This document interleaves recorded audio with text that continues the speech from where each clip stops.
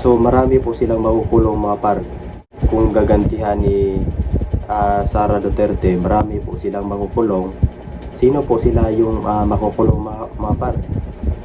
Si Nicolas Torre, si Gibo Isidoro, si Marvel, si Molya, at marami pa silang mga par ang pwede makulong.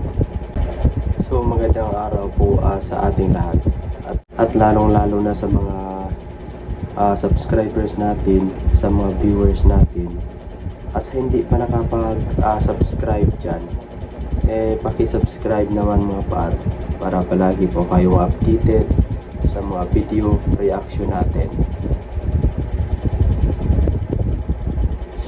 So ngayon mga par, anong mangyari kay PNP Chief Nicolas Torre kung sakaling si Sara Duterte ay maging presidente sa 2028? Anong mangyari kay Nicolas Torre sa 2028? Ay makukulong.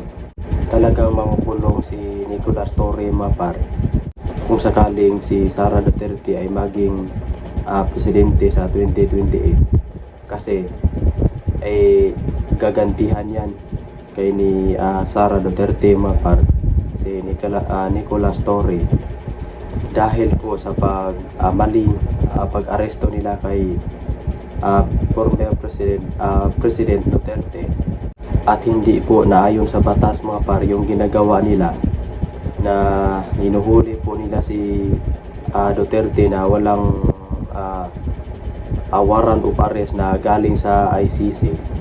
So marami po silang makukulong mga par. Kung gagantihan ni Sara Duterte, marami po silang makukulong.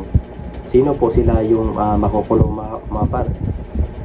Si Nicolas Torre, si Gibo Isidoro, si Marvel, si Remolya, at marami pa silang mga par ang pwede makulong, dahil ay tinulungan nila si former President Duterte na uhulihin upang i-turn over doon sa ICC. Tandaan natin yung sinasabi ko ngayon mga par, kung sakaling si Sara Duterte ay maging presidente sa 2028, talagang makukulong po ito si Nicolas Torre mga par, dahil sa pag-aresto niya kay PRRD na mali at walang warrant of arrest na galing po sa ICC. Tandaan po natin mga par yung sinasabi ko. So maraming salamat mga par sa inyong panunood, at sa mga viewers natin dyan na hindi pa nakapag-subscribe, paki-subscribe naman mga par, para palagi po kayo updated sa mga video reaction natin.